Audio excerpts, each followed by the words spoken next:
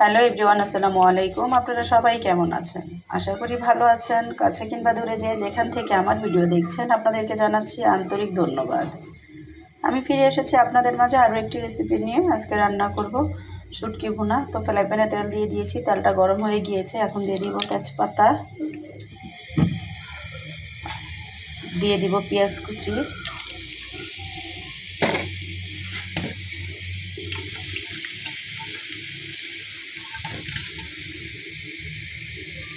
পেঁয়াজটা ভেজে নিব। পেঁয়াজটা ভেজে নিয়েছি, এখন দিয়ে দিব শুটকি। শুটকিটাও আমি ভালো করে ভেজে নিব পেঁয়াজের সাথে। শুটকি আমি শুকনো খোলায় ভেজে গরম পানি দিয়ে ধুয়ে পরিষ্কার করে নিয়েছি।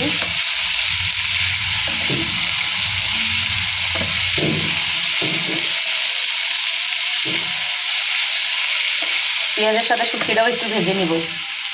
পেঁয়াজ আর শুটকি অনেকটা সময় ধরে আমি ভেজে নিয়েছি। এখন দিয়ে দেবো আদা রসুন বাটা,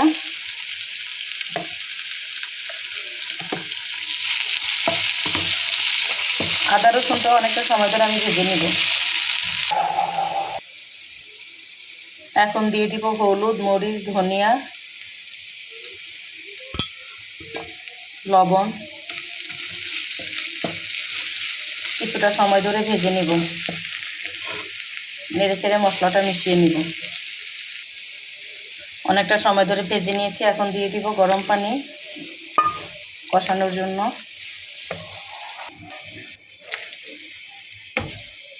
আমি একবারে ভাজা ভাজা করে নিব। এখন দিয়ে দিব কাঁচামরিচ ফালি,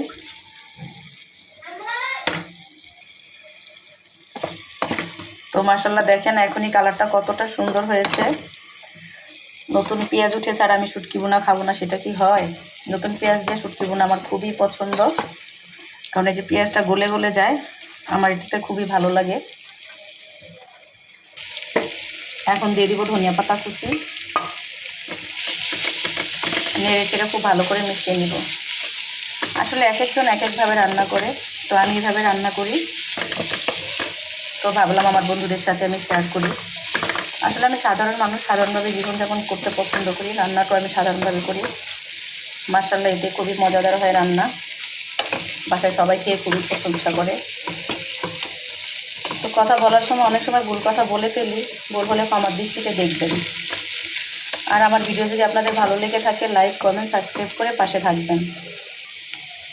লবণ চেখে দেখলাম, মাশাআল্লাহ অসম্ভব মজাদার হয়েছে।